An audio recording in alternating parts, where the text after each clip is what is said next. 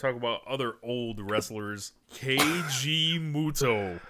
Man, if you guys don't know what has been going on with KG Muto this year, this man has put together an all-time run for the Finesser of the Year award. He's practically begging you guys to vote for him. And I know we don't cover Pro Wrestling Noah as extensively or anything, but we have found a way to talk about Muto all year.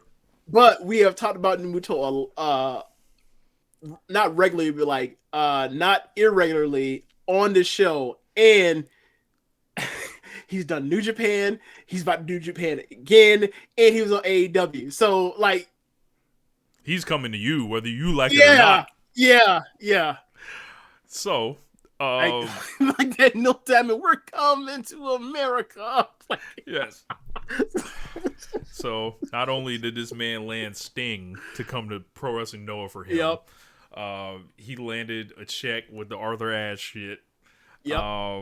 He has now got Shinsuke Nakamura from WWE booked against him in Noah on 1-1. For the Budokan Hall New Year's Day show. Yes. And unbelievable that this is happening. Shinsuke Nakamura described it as a, quote, miracle that this is happening. Yes. This should be an interesting watch. I don't think it's going to necessarily light the world on fire. A lot of people think Shinsuke Nakamura is going to suddenly, try that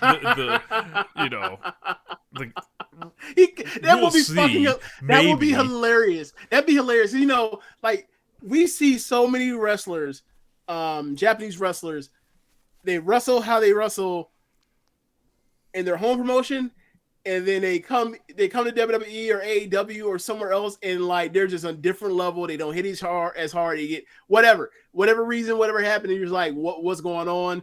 Or like they think they have to play like a characteristically like hit like evil Japanese foreigner thing or whatever else. So if this man comes back and it is 2015-16 again, I am going to holler. This is what he thinks of us. This is what he thinks about us. I will be having a word on Twitter with all the people that tell me all he wants to do is surf. I'm like, no, he laid it down on y'all. Y'all have been finessed. We told y'all like that this man was real, but like that stuff y'all trying to say is real is not the real. Yeah, like that's the real. And even if like Nakamura's current status is like that's what he actually is, there is still a path towards a fun, entertaining, quality match with Muto based around like just a game of attrition and basically turn into like a Tanahashi match where it's like, I don't have, or as far as Muto, my hips are gone, my knees are shot, my hips are replaced, my knees are shot, my signature moves, they still look great.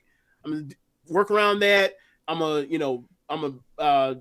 Turn his knees into putty, and then it's gonna be an old man game of attrition. Like that match he had with Kaito Kiyomiya where he beat him, where Kaito Kiyomiya beat him. Like that match is that match, except like Kiyomiya is like having the performance of his lifetime around this guy, and that's that limited, and the match is still great, very great. So like there is still a path to have a quality match with Muto at this stage.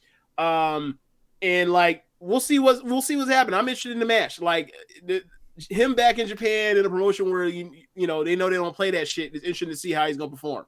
Nakamura, it definitely is. Yeah. Zach thinks the match is gonna suck. I am imploring. There is a bust rate. There's a bust percentage on it. Definitely. Yeah.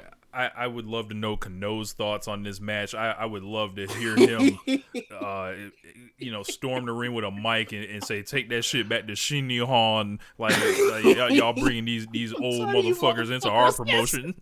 Yeah. Another one of these. How many? Look, that Danny Green bubble jersey. How many more? Yes. We need Kano to come out there and wreak havoc. So a lot of people were jumping off the bridge like, yo, the forbidden door is open. WWE and New Japan are working together. That's what they're saying because that's what they're saying. But they had Sue You're Williams had that. disrespecting Masawa's ring, Yes. brother. We're long past disrespecting that ring. What was I gonna say? I forgot what I was gonna say. Oh, yeah. As far as the WWE thing, Sue Williams had I think the statement to watch on this thing. It was like, yo, man, don't look now, or pay attention to. They may be trying to backdoor and weasel NXT Japan off of this shit. Like they're trying to basically they're doing this shit with Carl Anderson to play nice with New Japan, which is clearly a storyline.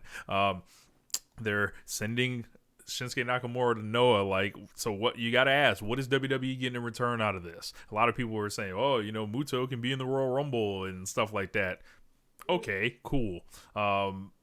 But I mean, Muto is big enough for them to want him there, and then they can even do a thing where they add him or whatever else, given that they own the tapes of WCW stuff or whatever else. So like, and also WCW / Crockett. So like, I can see it because the same thing applies to the reason why they did the thing with Liger. Like it's a thing of the give their Hall of Fame things as legitimacy as a worldwide thing. That's why the reason why they put in Tatsumi.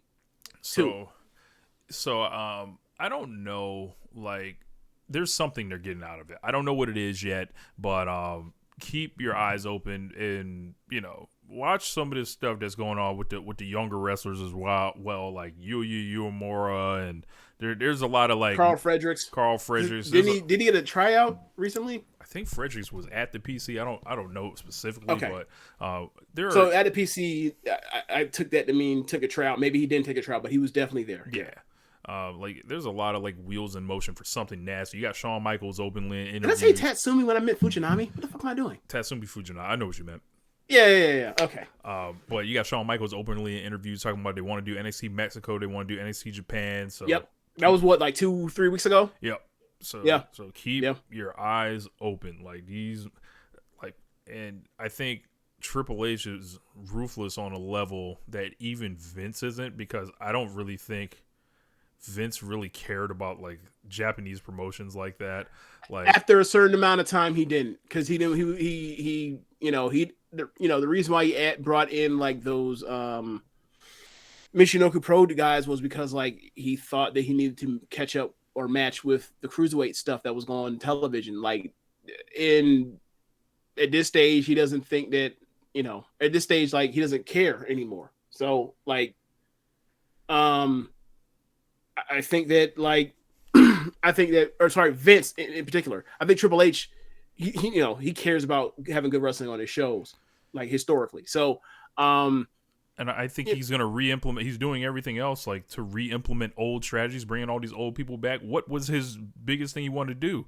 Global localization. Of course, that's and then coming back. And then eventually like shutting down UK and then rebranded to Europe when like there was always a plan to do NXT Europe. They were going to do a UK and a Europe.